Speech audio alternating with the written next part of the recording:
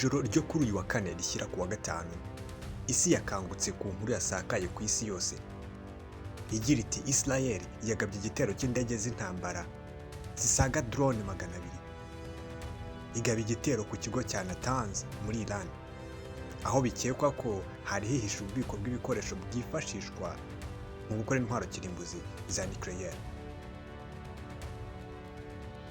Iyi operation ikaba yakozwe mu ibanga rikomeye cyane, yakozwe mu buryo butunguranye.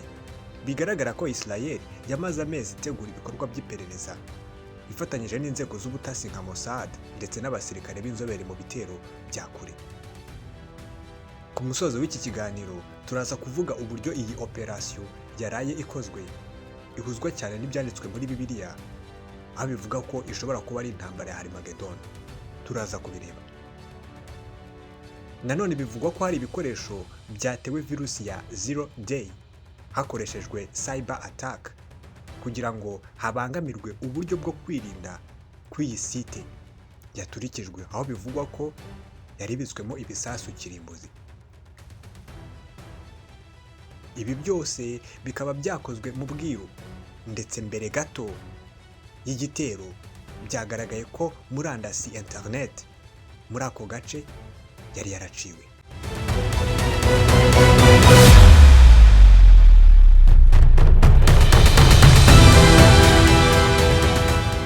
Reka turebe mu buryo bwimbitse uburyo ibi byateguwe.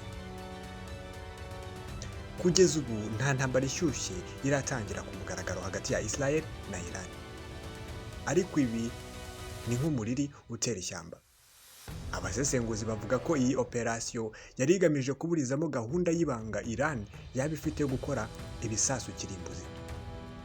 Israel yari yaratanze amakenga kuva kera, ivuga ko kureka Iran ikora nucleaire ari ukwemera ko habaho iyindi shao, jenoside y'Abayahudi.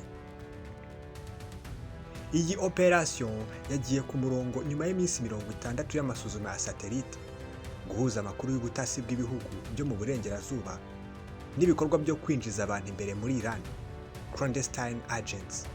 Aba bakaba binjizwa ari bamaneko biyoberanyije.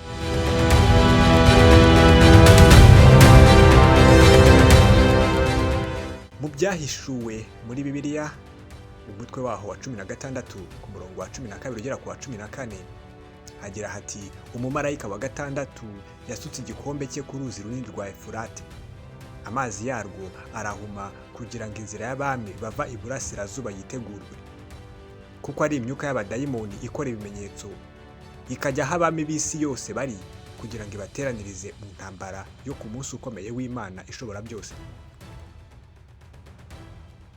Iran, iyi ikaba yitwa Persia ya kera, iri burasirazuba bwa Israel. Iyo dusomye aya magambo mu buryo bw'umwuka, twumva ko hari imbaraga zitagaragara ziri gutegura isi mu buryo bujya mu cyerekezo cy'intambara ya nyuma iyiswe Armageddon. Ibi biri kuba hagati ya Israel na Iran si intambara isanzwe, ni nk'uko Bibiliya ivuga ibintu bigenda byuzuzwa uko iminsi yegereza imperuka.